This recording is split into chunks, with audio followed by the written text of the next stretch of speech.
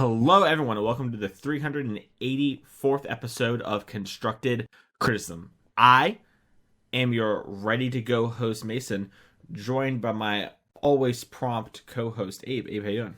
I think this might be a repeat on me always being prompt, No, last but time I maybe it called was you on kind like of late. punctual. What? Yeah, then I was like, haha, it was a joke. Yeah, I'm pretty it's kind of sure. the same bit though. I Sometimes mean, you've you're been doing it for so many episodes, it's got to be hard, you It know? is so hard. Yeah. I mean, I've got that. I got this new ring light for the podcast for people on YouTube. We don't have Spencer this week. We're down a man. The feng shui, the vibes are off, but we're going to do our best to correct that and have a good episode this week as we are doing a modern episode because we're going to be breaking down modern heading into not Grand Prix Vegas coming up here in just a couple days that I'm going to be at. I'm pretty excited for.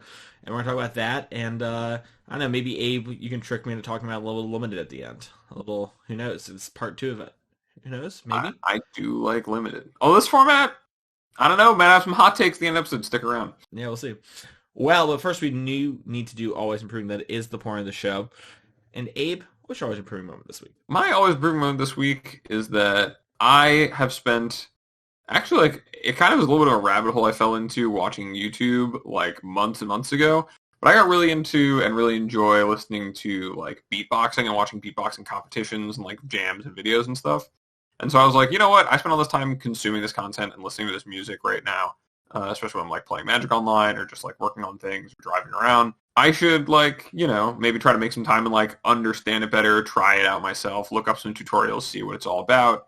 And so I've just been like diving into the basics of beatboxing, which is really, really cool because I think beatboxing is really cool. And otherwise it's kind of weird. I definitely had to like sanity check myself and ask some of my friends, is like, hey, is it like weird to just like decide to pick up this thing and just start doing it? And they were like, yeah, I don't know, do it if you think it's cool. And so that's what I've been doing. And it's been really awesome, really cool to just like start from the bottom and like really examine things and work through like a process in my head of like what's my routine going to be like as far as practicing and what are the things I'm going to practice and what's my like goals and setting goals and all that for the long term. And so it's been really fun. That's my always improving. Awesome. How about That's you? great. I love to hear that. My always improving is I'm working on limited a lot this week. We have Grand Prix Vegas coming up, and while I am planning to play Modern on Friday, and hopefully will do very well on Modern, so I will not need to or be able to participate in the Crimson Vow sealed format. I didn't think it was worth my time to, I had like 6-ish draft tokens, I had a sealed token, spent a little time doing some drafts, been doing a little extra than that, and just trying to get a good feel for the limited format, so that if I do decide to pull the trigger on actually doing the limited at GP Vegas, I'd be ready to go, and I'd actually have some experience instead of having to like run around, talk to everybody, get some impressions on cards. I actually would have some first experience stuff outside of just like, content type things that I plan to read as well. So I did like, I don't know, 7 drafts, 6 I guess technically because there was the arena bug, but I've done that so far. And I plan to do a couple more beforehand, and yeah, it's been good to hop in there. I've really enjoyed this limited format so far.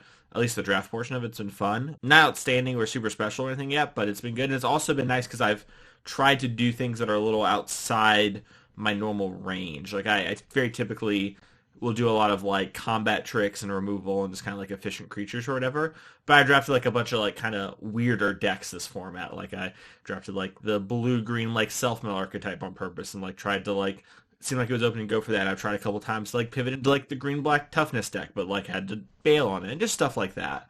Where normally I think I would have like a lot of blue black and like red white aggressive and trick decks. So Yeah, it's really important always, like, especially when it comes to like preparing for a sealed Grand Prix. In my experience, as a bit of a limited guy, has been to get a feel for like all of the cards and how playable they are through trying a bunch of different things, and especially like sometimes taking an unknown rare or an unknown uncommon, trying to build around a synergy that might be there.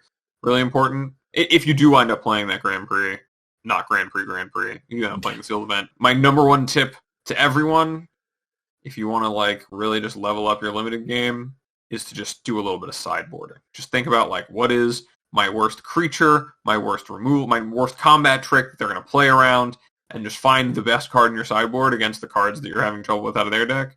Just do a little bit of that, and like 95% of people just don't even think about it at all, and the first time that you like draw that plummet, or you have that extra like 6 drop when the grindy games or the mind rot when you're on the draw, and they just can't do anything about it, you feel like a genius. Yeah, it's awesome. It's gonna be super cool, and hopefully I get to do that. And then next week when we come back and record this episode or the next episode, I'll be able to talk about how smart and handsome I was.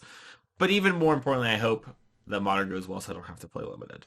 But I've done a little work. I've been I'm prepared now. Gotta be Now, prepared. yeah, I'm gonna listen to Sam Black's podcast, a little drafting archetypes on here. Get a little feel for the cards, even though it's draft first sealed. It's gonna be good. I'm really just actually preparing for day two of the event because I just know I'm gonna open great cards in day one. Why wouldn't I? Obviously. That's gonna do it for our Always Improving segment this week. We are about to go into the main topic, which is modern. But first, we do want to give a shout out once again to the Patreon. We did the rebrand and everything for the Patreon, all the new tiers and everything. So if you want to check that out, you can go to patreon.com/CCMTG. Abe, we have a Patreon question that we get to do. Ooh. Yes. And our Patreon question is, how do you approach new standard formats? And I think this is a little interesting. We get this one like a kind of a fair bit, right? Like it's kind of a big topic, especially with the release of Crimson Vow. And I'll kind of start things off here where with something like Crimson Vow and Standard, it's looking like there are going to be some cards that are going to impact things. I'm curious how much the decks really change. At the time we're recording, this is actually Sunday, so the Standard Challenge hasn't ended yet. And it looks like people are really big on Hullbreaker Horror and the blue-red decks. And the word on the street is maybe you cut your Alorans and you play that in Lear as a control deck. You take over the game. And so I look for stuff like that where it's like, okay, are there things that we can do to upgrade an archetype, specifically when it's like, we're into like the first couple of days of stuff, and look for powerful things in that area. So I'm really looking to see if we can upgrade the blue-red deck. I'm looking if we can upgrade the green deck, looking if we can upgrade decks like the Praz deck that had moments of being strong but kind of fell off. Same for the Bant deck that we saw at the SCG Con kind of do well. I've experimented with that a good bit, played a lot of Thalias and that sort of deck. It's been pretty impressive. And yeah, I look for that sort of stuff. I do keep an eye out for were there cards that push archetypes that were not really seen up into the main stage. And while I haven't seen too many of that yet, it is kind of hard so early on into things. I agree with you on a lot of that. I think that I try to approach things with like a brand new standard format, like from the start, like where we started with Crimson Vow. I tend to try to look at things from the top down and go like, what is the best thing I can be doing? What's the biggest thing I can be doing? And then kind of just like figure out the structure for it after, right? Like if you remember a few months ago, it was like, wow, Alloran's Epiphany and Esca's Chariot are the two best cards in the format. You should be playing one of these and figuring it out, right? Because figuring out the rest of the shell, pretty easy, and you'll get a bunch of your wins at first just by playing the better stuff than everyone else who's still kind of catching up. To introduce new cards into the format, I like to go from the bottom up. So I go, okay, what's the best, 40-something cards, or like, I guess like 20-something spells? Like, what's the best support structure for doing something powerful and standard? And then how do the new cards kind of fit into that? So like seeing people move away from Alloran's Epiphany, a card that was obviously very strong, but kind of has been hated on and targeted for a while, and moving towards this big creature that, can't be countered and doesn't get taxed by Thalia, and, these creatures like Lear and a bunch of cheap removal spells. That plan just kind of seems like it works and is working off of the back of Unexpected Windfall being such a strong way to get that burst of mana you need to cast these big haymakers. So things like that, I'd look at what's the best way I can build around probably the same stuff, Asika's Chariot, all, but look at the cores of the decks that were existing at the end of the last format and see how you can improve upon the really good stuff in there, rather than looking at the best stuff in the new set and how you can fit it in on top. If that makes sense. That makes sense. Yeah. Yeah, it's important to like think about like the blue-red decks for like Alrons is the way to win the game, and it does a really good job at like also keeping you alive, so kind of mix and matches there, but it isn't like you have to be an Alrons deck, like it's only 3 or 4 cards in the deck. Yeah, the rest of the deck, if you can do stuff that fits better or whatever, it's gonna be important to look at that. So it's about the whole plan. Yep, best things change. Well, hopefully that answers your question. I know we get that question kind of a lot, especially when the formats first kind of roll over where a new set gets added. So hopefully that was helpful. Let's move on to Modern. So Modern has experienced some changes. We talked about Modern about 2-ish weeks ago now after SCG Con, and we talked about a week and a half before, 2 weeks before that. So we're kind of doing a little bi-weekly Modern check-in with these episodes. And in the time that it's been since that first big Modern deep dive, when it was just Abe and I, things have changed a little bit. and some new decks have popped up and kind of noticed some stuff. But we're kind of gonna just work through the format and talk about it a little bit, and a lot of like where I'm at and what I'm thinking about and what's going on there as we're going into the weekend for Modern. So it's gonna be pretty interesting. We probably have to start off with talking about money pile decks, right, Abe? I think that's like Yeah, the I mean, I think biggest aside impact. from for the quick little rundown of what we talked about on our last Modern episode, which you can go and check out. Obviously all of our podcasts are free. You can go listen to it if you haven't listened to that one yet. It'll be caught speed where we are now. Hammer Time, Blue White, Is It Murktide? These are all incredibly popular, powerful decks. I think that all of those are great. There's like Jund Luris and Grixis Luris now, like the Grixis Shadow deck. But the newest real addition to the format at the last time we left off was this Money Pile deck, which is kind of like a 4-color value Yorion deck with like an Ephemerate and Pitch Spell, like Pitch Elemental plus Ephemerate, or Eternal Witness plus Ephemerate loop with Teferi, Time Raveler, and Renin 6, and just trying to be the biggest value engine with Yorion it can be to just outclass everything else and have inevitability in all of its games. Where that has kind of developed to now is that beyond this, this one like more pitch spell and creature based archetype that plays a lot more of just the raw value cards like Eternal Witness and Ephemerate, they've moved down to a more condensed 60 card version playing just the good stuff. Just Renin 6, Teferi 3, Jace. Just more of like a blue-white deck with access to these other colors for the powerful stuff like Ren and like Expressive iteration. Yeah, like and Expressive Iteration especially. Yeah, that's kind of like the two paths the deck has taken. Both have been putting up a lot of results on Magic Online. It's kind of hard to say, for me anyway, without having played a ton of matches with either yet, which one is really edging it out. But I think that's like probably the biggest singular format development that we've seen in the last couple of weeks. I don't know if you have anything to add to that, Mason. No, it's not much. Just the 4-color, the like money pile as they were decks have really kind of risen up, and this idea of like we are able to stop everything our opponent is doing in the early game, and as long as we do that, it's kind of about who has the better end game, and the games are kind of moving towards that. So we're gonna be playing cards and things that enable that goal. And the 60 card deck is kind of like an escalation in like this arms race against the 80 card Yorion piles, because the 80 card ones have a bit more things of air, like Spreading Seas or Ice and Coatl. It's a good example. And like the Ewit Ephemerate cards are actually kind of like a concession to needing to end the game, and they're kind of like just good sort of with the other stuff going on. And so it's like a way to rebuy our pitch elementals, but they're not inherently like over the top powerful. They're just kind of good. And so you have stuff also like the one Time Warp in the deck to like enable these things. So as a way to go over the top of even that, you'd go down to 60 cards and just kind of like try to condense and draw the better stuff sooner and like a little less nonsense in your deck. You just try to lock up the game a lot faster, I think, in the way that matchup plays out heads up. Yeah, exactly. And so it's kind of like this like escalation and like arms race type thing that's happening. And they all have merits and have different spots where they're better than the other ones. And they give up stuff in different areas. And it's pretty interesting. And it's really showing how resource dependent and fair and grindy the games are in Modern. And we have some results and stuff from this past weekend, especially with the showcase we'll talk about here in just a little bit, that are kind of actually showing that to be very true, but even though that not being what won, which is kind of an interesting point.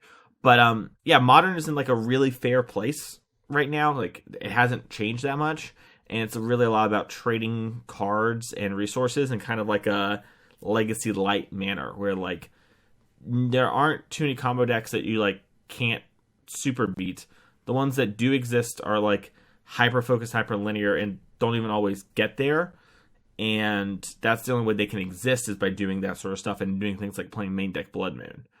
And so we are kind of in a really weird Modern format where like things like Blue Red Murktide are good and they're like good decks, but they're like not the thing to be doing anymore because the money piles like overpower you and things like Hammer like prey on you. And then you kind of have to like you like beat up on the combo decks, but it's kind of hard to like beat up on that.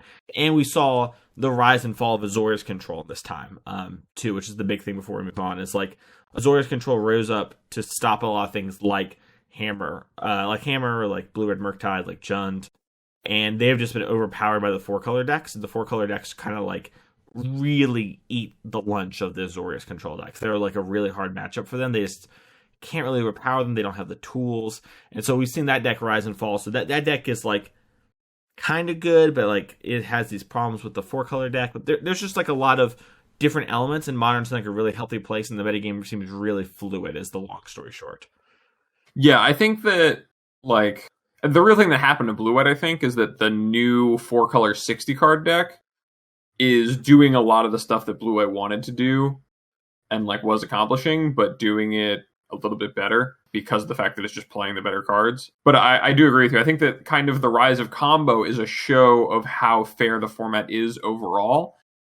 Previously, the most combo-y deck was just like Hammer Time, and people and that's even just kind of like Infect. You can interact with that well. Solitude is a great answer there, but the fact that so many games are about what's happening on board has given room for Belcher to rise up and given room for Living End to continue to for Living End. It's just hard for people to dedicate so many slots to everything, and all these decks have kind of carved out a niche of being like, I'm going to go and circumvent all of this nonsense of, oh, you're a four color value deck. That's fine. You can have as much card advantage as you want. I'm going to do something that completely blanks that. I'm not going to play on the board at all because you're going to Solitude loop me over and over again. I don't want to do that. Instead, here's a Goblin Charbelcher, or here's me. Yeah, here's me Blood Mooning you so you can't do anything. Do you like these Belcher decks? Because this is the biggest thing. So, like, at the time we're recording this, it won the showcase yesterday. It won the challenge today. Belcher is definitely having a hot weekend. How do you feel about that deck in the format? I think that as long as, like I said, the format is about people trying to interact with what's happening on the board, it is going to be in a good spot. I think that as people adapt the decks they play and adapt the way they build their decks to handle these things, like one of the things that I thought coming into like the Modern metagame out of the Invitational was that Mill would be really good, because naturally Mill is a deck that's good against the other good decks like Hammer and just all of the Lurrus decks in general, but also just goes so far over whatever the four color deck is doing by just having this inevitability that doesn't really involve what's happening in play. Like, you will just mill them out if you can interact enough. But that was too naturally hated out by people who just decided, oh, well, if Mill's going to show up, I'll just play an Emrakul or something in my sideboard. And now that matchup's really good.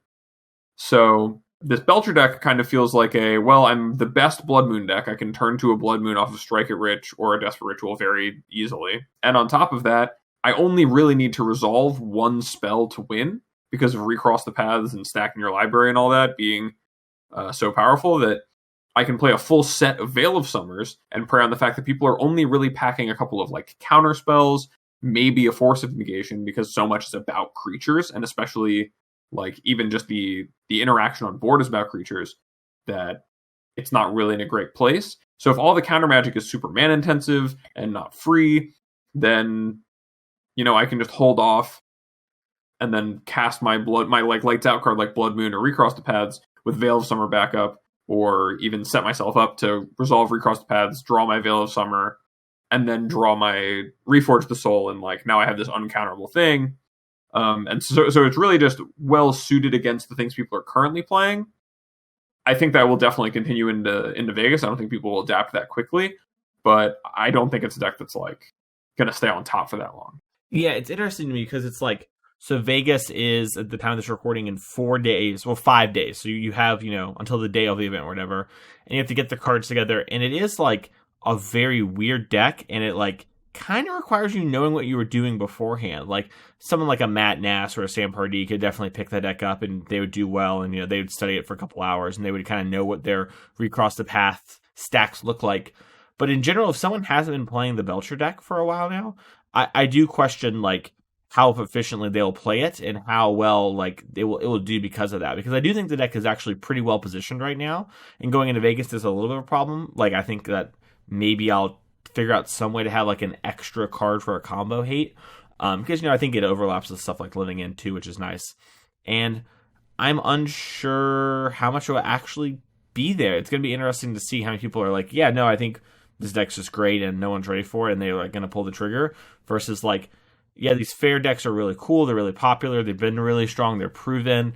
People bring a little more hate in their sideboards for Belcher. A couple more things like rule of law type effects are just not being seen in play right now at all, and those are real problems for the Belcher deck. They very much rely on like having this sort of big bursting cards and mana, and kind of getting you. And while they can fight through that sort of stuff, there are things like that and other counter spells and stuff that I think people could adapt to.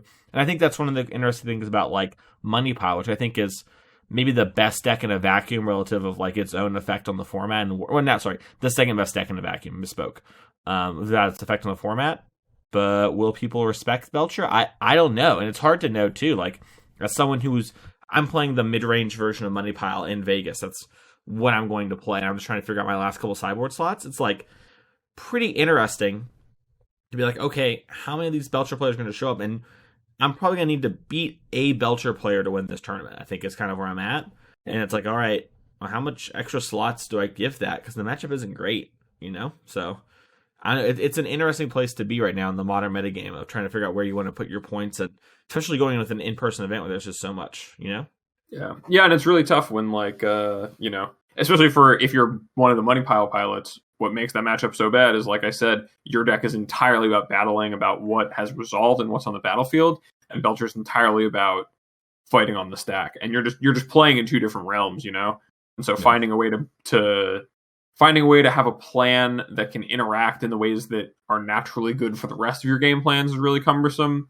And like you said, how many people are really going to pick up Belcher and just start playing it? But what I'll say, contrary to maybe what you're saying about people not being so inclined to or picking it up, is that when we talked about this just 2 weeks ago, Sodek was the only person we'd really seen play Belcher. I know at least a couple of people locally who like to tinker around with those things, have played some leagues with it and like given me their thoughts on them. But also, I don't think Sodek was either the people in the showcase or the challenge who just won. So it is a thing that people are seeing and reacting to. And if you have the time this week to really spend on learning Belcher enough to feel comfortable playing in a GP, it might just be a really good choice. Yeah, I think if you can make it through the early rounds, the kind of nonsense, where you can fill against anything and you can get to the winner's metagame, Belcher's really, really strong, and that's really appealing. No buys, though, for this tournament. First GP thingy like in a long time without buys, so you're going to have to battle out all 15 rounds if you're going to win it. But to get to top 8, I guess, so it's going to be hard. I think that deck has some real problems against some real nonsense in the format. I know we've seen things like, the weird things have been doing really well recently, like second in the showcase was Merfolk with Subtlety and Archmage's Charm, and just kind of like, I'm going to disrupt you a little bit and then counter your key spell. And we talk about the battlefield mattering, like that's their game plan. And islands are really prominent right now. So Island Walk is like actually just very easy for them to turn on. So, that's been really cool and really strong, and that's interesting. And Hammer Time has continued to do really well, despite everyone having plans for it and everything. And I'm curious, Abe, where you're kind of at on the format. Do you think Hammer Time's still the best deck, quote unquote? Yeah, I think that seeing the very what I consider like the like intelligent or very winners metagame of the showcase, seeing only one Hammer player in the top 32 is a little bit concerning, because it was probably one of the more represented decks in the field, unless a bunch of Hammer players have swapped that I don't know about off of the deck. But I do think that the fact that Hammer continues to show up in fields of hate and has continued to, still has it among if not the best deck. It is certainly one of the most format defining decks in like right now. It's just so important that if you're playing this tournament that you understand what your plan for the Hammer matchup is and all of the little nuances and where you can get the edges, because it just like with playing as Infect, a few years ago, if you don't know those things, you will be punished. The Hammer players that are good will outmaneuver you, and you'll kick yourself for not knowing the right time to cast your Lightning Bolter and Holy Heats or Fatal Pushes or Path Exiles or Subtleties or Solitudes. All these things will hurt, but with where things are now, probably the metagame is still just even more hostile, cranked up even hotter against Hammer Time. And until things kind of rotate back around, I think, as Belcher, decks like Belcher, the combo decks that require you to have a quick clock to compete with them, as those decks become better and start winning more, I think Hammer starts to take up more of that, as people have to consider where it is they're giving up their points to stop losing to the combo decks, and also people stop playing so many decks that are so focused on being able to interact with a deck like Hammer. So if you're a proficient Hammer pilot, never a bad time to play the deck. That's still my feeling. You'll probably have to play a lot more of what are usually your quote-unquote bad matchups, your tight ones, the fair matchups like blue-white, which are like unfavorable but winnable, Jund, which is about a coin flip, Murktide, which is like, you know, a little bit in your favor. Just a lot of things like that where you're not blowing anyone out of the water anymore. But if you show up with the deck and a plan, you'll beat all of the random stuff, and I think you'll have to battle it out, but you'll definitely have game against the rest of the field. So I think it is still a format defining deck by the way that everyone's still interacting on the battlefield, but I think that the format is starting to kind of pull some of that pressure off of it by punishing these people for doing that. Yeah, I think that's a good way to put it. It is the deck with the most impact on the format, and it is probably, by that definition, the best deck. And it does beat up on everything that's not... It's all nonsense decks. It's even got a good Belcher matchup. My understanding is deck does not like that matchup at all. Sometimes you just die on turn 2, man. You're a turn 3 deck, and they just like play an Inkmoth Nexus and put a hammer on it. You're dead. And you're like, wow, I tried. It's hard. Yeah. And so, yeah, I think that deck is quite good. I do think it is very... very hard to win a tournament with Hammer, especially one where people know what's going on. So I think it's a good deck. It's hard to fault you for picking Hammer, and I wouldn't. I just think that things like Money Pile and the 4-color nonsense, etc., and the combo decks are a little stronger. Speaking of 4-color nonsense, there's been one other pretty big development recently when it comes to the decks in the metagame, and that's Rhinos kind of digivolving into a 4-color deck in the hands of Doomwake. And what seemed to start as a meme turned into our dreams, as always. And the Your Rhino deck has really popped off recently. Do you have any big thoughts on it? I like the deck. I think it has its perks and advantages and stuff, and I'll get more into it. But I gotta say, if you're at home and you're listening and you're like, wow, adding 20 cards to my Cascade deck seems really bad, the math actually works out where because you have 12 Cascaders, you actually are more likely to get there, which is a weird math fact, but if you run the numbers, it's true. So, Abe, what do you think about the Urinos deck now we got rid of that misconception? My biggest problem with the Urinos deck is that it feels like in a format full of these other 4-color mid-range decks that are playing to the battlefield, you're choosing to have this game plan against the rest of the field that is just, I'm going to quickly make these 4/4s by cascading into them, which is strong and kind of puts a question on the table for the other player to answer, which sometimes they do and sometimes they don't. It is a bit of a, like, I'm able to take the aggressor more often statement, but you lose so much in all of the matchups where you do not want to be the aggressor in that way that I'm still really low on Rhinos. Personally, it just doesn't make sense to me why I would choose to do that if I was going to go all this way of playing a Yorion deck. But I do think that it is better off playing a more consistent package of doing its most important thing and the thing that sets it apart the most, and also just affording itself more of the best interaction and stuff. So, yeah, it's better than the old Rhinos decks probably, but I'm still not sold on Rhinos as a deck that I want to play. Yeah, I think one of the biggest problems with your Rhinos is that while you did get more cards like Omnath and Solitude, etc., that like are helpful, and you are up on Cascaders, so we're hitting Rhinos statistically a little sooner as well, I think you still are really taxed in the early game pressure, and you're in these weird spots where with things like you play against the Money Pile deck, and your decks are very similar, except your deck has all these Cascaders and Rhinos. And so you're put into these weird spots where your deck's not really trying to do, where it's like, I have to be the aggressor. I need to jam and slam and hope to push through. And while you have some things like subtlety and some force negation, stuff like that, your deck really isn't built to really fight these kind of fights. And so I think it's kind of like a good deck at the wrong time sort of thing, where like, I think in different meta games where Money Pile isn't so prominent, you can probably play something like Rhinos, but the 4-color Rhinos deck can be like a really good choice, but instead I think it's just like a fine choice. I think that's one of the things we talked about too, is that we haven't talked about a deck so far that isn't at least a fine choice, except for maybe Merfolk. Yeah, I mean, Merfolk might be a fine choice. I haven't done any of the science on it, but I haven't either. Doesn't seem to be. I wouldn't recommend. I wouldn't put my name on it. Yeah. I'm not a fish master.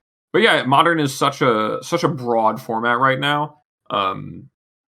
and I think that's really awesome. And the games are all super dynamic. I played a modern 2K locally over the weekend, and every game was a nail biter except for like one where I mulled the 4. It was just like, and I'm playing, Hammer Time, which I consider the best deck in the format, and even though I felt like a lot of the games I play I'm favored, it's still close. My opponent still has a lot of decisions to make. I still have a lot of decisions to make, and I think that's just true across the board. So yeah, it's hard to go wrong with playing any one of the like 10 decks we've talked about in the last few weeks on the podcast when we were talking about Modern, and especially if you feel comfortable with it and you know your plans and the subtlety matchups. You break it down just by category of like their key cards. I keep on saying subtlety. The Solitude matchups, or the Hammer matchup, or just the Lurrus mid-range matchups. If you know all those things and you have it covered, then you're good to go. Even like there was some Tron and some Amulet that did well in the showcase yesterday too. As long as you know why it is your deck's good, like those big mana decks being good because of the fact that it goes over the top of the 4-color mid-range decks and has a plan against everything else, it's very similar. If you can pick a plan for everything, your deck's probably good enough. So Merfolk might just be the best illustrator of that too. I'm sure that Merfolk player did not come in with no plans for any matchups. I'm sure they had a lot of matches and a lot of time spent figuring out why they're playing their cards and how they're going to play them. So format's great. Yeah, I agree. I really like Modern a whole lot. I'm excited to play in Vegas. I'm excited to play Money Pile. Got some plans. I got some machinations. I'm ready to go. I'm excited. It's going to be fun. I think that is going to do it, though. Our episode this week is kind of short. We've talked about Modern a lot. And while there is, we could break down a lot of other things, again, the really nitty-gritty of sideboarding and stuff like that, it's really not what it's about for this week. We really are just trying to give, a big picture overlay. And we've kind of told you where we feel in the format and everything, and hopefully this was helpful for you, and hopefully it was quick enough and bite-sized enough if you're trying to go to that GP in particular that you're able to fit it into your schedule. There's lots of great Modern content out there. There's this podcast, Dominaria Judgment, Masters of Modern. There's so many Modern things, and hopefully we were able to help you a little bit. You can check out those if you're really voracious for more information going into it. There's a lot of streamers streaming Modern as well, so make sure to check all that stuff out and come back here next week for more episodes of Constructed Criticism. If you want to find Abe, you can find him on Twitter at MoreKnowThings. You can find me on Twitter at Mason E. Clark. I write articles each and every Thursday for Card Kingdom, focusing specifically on Standard and Historic. So if you want to check out those formats, there's always deck lists and stuff like that.